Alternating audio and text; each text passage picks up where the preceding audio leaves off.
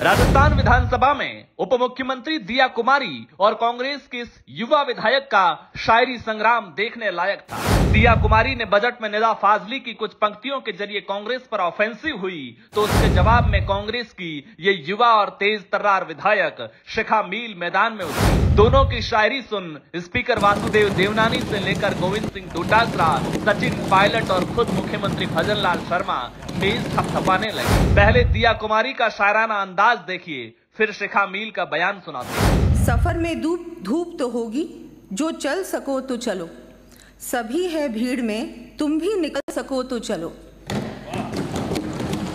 किसी के वास्ते राहें कहाँ बदलती हैं, तुम अपने आप को खुद ही बदल सको तो चलो।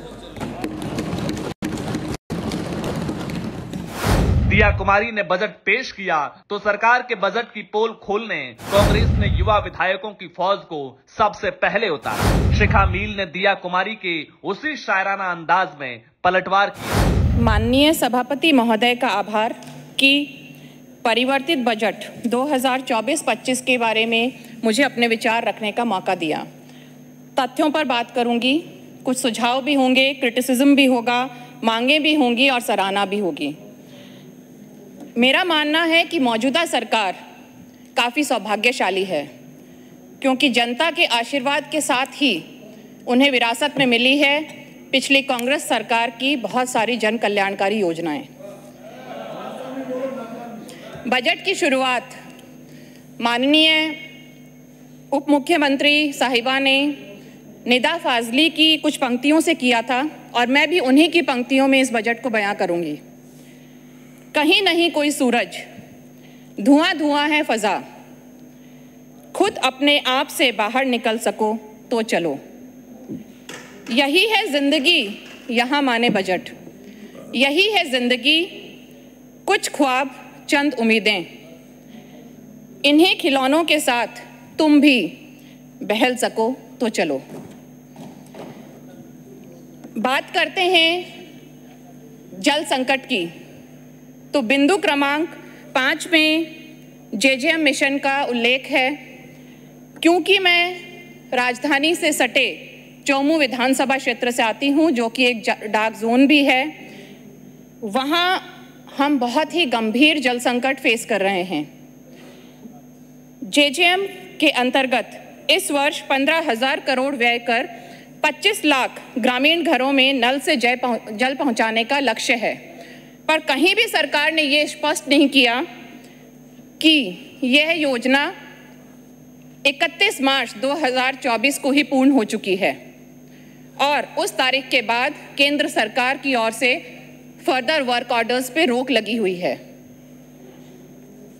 गति की बात की जाती है, पर केंद्र में बीजेपी सरकार होने के बावजूद भी हमारी राज्य सरकार को कोई एक्सटेंशन नहीं मिल पा रहा है। बहुत सारी जगह ट्यूबवेल और ओएचआरआर के लिए लैंड अलोकेट नहीं हुई है। बात करें अमृत 2 योजना और बिसलपुर योजना की, तो मेरे विधानसभा क्षेत्र को इससे वंचित रखा गया है। जैसा कि मैंने कहा, हम बहुत ही गंभीर जल संकट से गुजर रहे हैं, तो मेरा सरकार से निवेदन है कि हमारे लिए भी कोई ऐसी योजना प्रस्तावित की जाए। मेरी राय है कि जल शक्ति योजना जैसी उच्च एक्सपर्ट्स द्वारा तैयार रेन वाटर हार्वेस्टिंग प्रपोजल्स को सीरियसली इम्प्लीमेंट करने की दिशा में विचार किया जाए। ऊर्जा की बात करें तो हर्ज नहीं कि आगामी 10 वर्ष या 2047 में के मुंगेरी लाल के हंसी सपने आप देखें, पर क्या सरकार के पास जवाब है जिस पीड़ा से पिछले 4 महीने जनता अघोषित बिजली कटौती से गुजरी है? सिर्फ हम ही नहीं, बल्कि जो सत्ता पक्ष के विधायक हैं उनके पास भी ज़रूर रात दिन फ़ोन आते होंगे। घर में 2 महीने का छोटा बच्चा है, 4 घंटे से बिजली कटौती हो रही है। 85 साल के बुज़ुर्ग हैं जिन्हें कोई ऑपरेशन हुआ है, जो बीमार हैं। खाना बनाने का समय है, बिजली चली गई है। खाना खाने का समय है, दिया बाती का समय है, बिजली चली गई है। तो ये जो बिजली संकट है, ये जो पीड़ा है, इसका जवाब सरकार को देना ही पड़ेगा। और क्या सरकार के पास कोई इमीडिएट सॉल्यूशंस हैं या अगले 1 साल में भी इसके निराकरण के लिए कोई सॉल्यूशन, कोई विजन सरकार रखती है? एक तरफ 2 लाख से ज़्यादा डोमेस्टिक कनेक्शंस देने की बात कही गई, 1.5 लाख से ज़्यादा किसानों को कनेक्शंस देने की बात कही गई, पर दूसरी तरफ हर सबस्टेशन 4 ब्लॉक्स को सप्लाई कर रहा है। कहीं भी ये नहीं बताया गया कि 2 सबस्टेशन पर ब्लॉक का स्टेटस आने में क्या समय सीमा निर्धारित की गई है, उसका क्या विजन है। सौर ऊर्जा के लिए कुसुम योजना की पर काफ़ी जोर दिया गया, वर्क ऑर्डर्स भी उसके पास हुए हैं, पर एग्जिस्टिंग सबस्टेशंस को अपग्रेड करने के लिए जो अनुमानित लागत 5,000 से 10,000 करोड़ की अतिरिक्त है, उसके बारे में कहीं कोई जिक्र नहीं है। इसी कुसुम योजना के बारे में अगर बात करें तो सच्चाई यह है कि कुसुम सी योजना में किसान भाग नहीं ले रहे हैं। बहुत सारी जगह ऐसी हैं जहां कोई कंपनी टेंडर लेने तक नहीं आ रही है। जो बड़ी कंपनियां आ रही हैं तो वो बिना लैंड के आ रही हैं। बहुत सारी जगह जमीन तक आवंटित नहीं की गई है। भले ही लेटर ऑफ इंटेंट जारी हो गए हैं, पर धरातल पर कोई काम वहां नहीं दिखता है। बात सड़कों की करें, 5 करोड़ विधानसभा वार बजट की बात आई, जिसका लेटर फरवरी में निकाला गया, और प्रतिपक्ष में बैठे बहुत सारे विधायक साथी भी मेरी इस बात से एग्री करेंगे कि किस तरह पक्षपातपूर्ण तरीके से उस बजट को एलोकेट किया गया। 3 करोड़ के इंफ्रास्ट्रक्चर डेवलपमेंट का लेटर आया, जो आज तक उसके प्रपोजल्स जिला परिषद में अटके हुए हैं और उनके पास उस पर कार्रवाई करने के लिए वहां कोई भी सरकार से ऊपर से ऑर्डर्स नहीं पहुंचे हैं। फिर भी मैं माननीय मुख्यमंत्री श्री भजन लाल जी शर्मा और माननीय उप मुख्यमंत्री श्रीमती दिया कुमारी जी का आभार व्यक्त करना चाहूँगी कि चौमू को उन्होंने 7 करोड़ की 5 मुख्य सड़कें प्रस्तावित लिस्ट में उन्होंने डाली हैं, तो इसके लिए ज़रूर मैं उनका आभार व्यक्त करना चाहूँगी। और एक मांग भी रखना चाहूँगी कि सख्त ज़रूरत है हमें लोहरवाड़ा से टाकलडा तक के मेगा हाईवे के कंस्ट्रक्शन की और एक आरओबी कंस्ट्रक्शन की, जिसे अनदेखा किया जा रहा है और जिसके अभाव में आए दिन या तो दुर्घटनाएं हो रही हैं या ट्रैफिक जैम की सिचुएशंस बन रही हैं।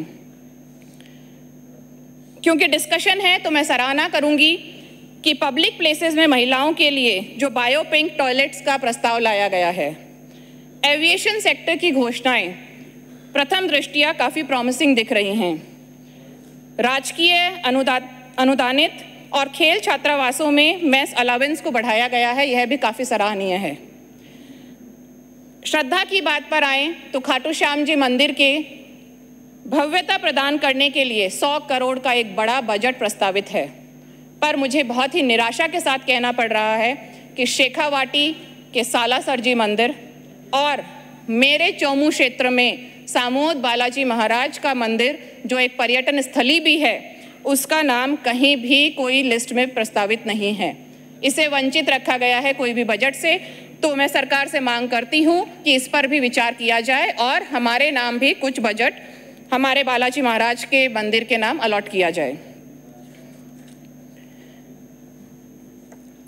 बिंदु क्रमांक 59 बहुत ही इंटरेस्टिंग है और इसमें बहुत ही सहजता से लिखा गया है कि गुरु शिष्य संबंध की परंपरा को पुनः स्थापित करने के लिए और उच्च शिक्षा के स्तर को सुधारने के लिए विश्वविद्यालयों के कुलपतियों को कुल गुरु की पदवी दी जाएगी। कितनी सहजता से शिक्षा का स्तर सुधार दिया। क्योंकि यह बजट ब्यूरोक्रेटिक एक्सरसाइज मात्र है, तो मैं हमारे ब्यूरोक्रेट्स को कॉम्प्लीमेंट करूंगी उनके सेंस ऑफ ह्यूमर के लिए। चिकित्सा और स्वास्थ्य की बात करें, बीइंग ए डॉक्टर मुझे लगता है एक हैंडसम अमाउंट ऑफ बजट इस क्षेत्र को दिया गया है, जो एक सकारात्मक संकेत है, पर कहीं ना कहीं अनियोजित तरीके से दिया गया है। कांग्रेस सरकार की चिरंजीवी योजना का नाम परिवर्तन कर दिया गया, पर कहीं भी कोई कमेंट नहीं है कि प्रति परिवार 5 लाख या 25 लाख का कवर दिया जाएगा। मुख्यमंत्री आयुष्मान आरोग्य योजना में कैंसर के लिए आईपीडी और डे केयर पैकेजेस का प्रावधान दिया गया है, पर मैं आपको बताऊं यहाँ पर कि ये पैकेजेस पहले से एग्जिस्ट करते हैं। प्राइवेट सेक्टर के एम्पैनलमेंट में रिलैक्सेशन का एक अच्छा कदम उठाया गया है। पैकेज रेट्स को रैशनलाइज करने का विचार रखा गया है। मेरी राय है कि प्राइवेट सेक्टर्स को ऐसी रेट्स दी जाएं कि वो सर्वाइवेबल हों और प्राइवेट सेक्टर खुद इंटरेस्टेड रहे। माँ वाउचर योजना में गर्भवती महिलाओं के प्रसव पूर्व जांच हेतु प्रस्ताव रखा गया है, पर उसमें प्राइवेट सेक्टर शामिल होगा या नहीं, उसमें बड़ी जांचें शामिल होंगी या नहीं, इसका कहीं भी प्रस्ताव नहीं रखा गया। बहुत निराशा हुई ये जानकर कि महिला प्रसव पैकेज को प्राइवेट सेक्टर से नहीं जोड़ा गया है। महिला के लिए चाइल्ड बर्थ जीवन के सबसे सुखद पलों में से होता है, तो मेरी सरकार से मांग है कि इसे जरूर कंसिडर किया जाए और डिलीवरी पैकेजेस को इसमें शामिल किया जाए। समय पीडियाट्रिक पैकेज में बढ़ाने का प्रस्ताव रखा गया है, तो मेरी मांग है कि टीकाकरण को भी उसमें शामिल किया जाए। 2.5 घंटे लगे। कृषि सिंचाई की बात करें, पशुपालक के उद्धार की बात की जाती है, पर दूध पर न्यूनतम समर्थन मूल्य का कहीं भी कोई जिक्र नहीं है। पशु बीमा की बात की जाती है, जो कांग्रेस के सरकार की समय से चल रहा है।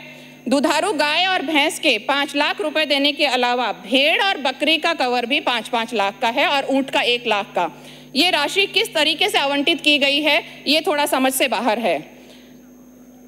मुख्यमंत्री दुग्ध संबल योजना में जयपुर जिले में ही कम से कम 2.2 लाख किसानों के बकाया 112 करोड़ का कहीं कोई जिक्र नहीं है, और ये योजना आगे चालू रखने की मंशा है कि नहीं, इस पर भी कोई कमेंट नहीं किया गया।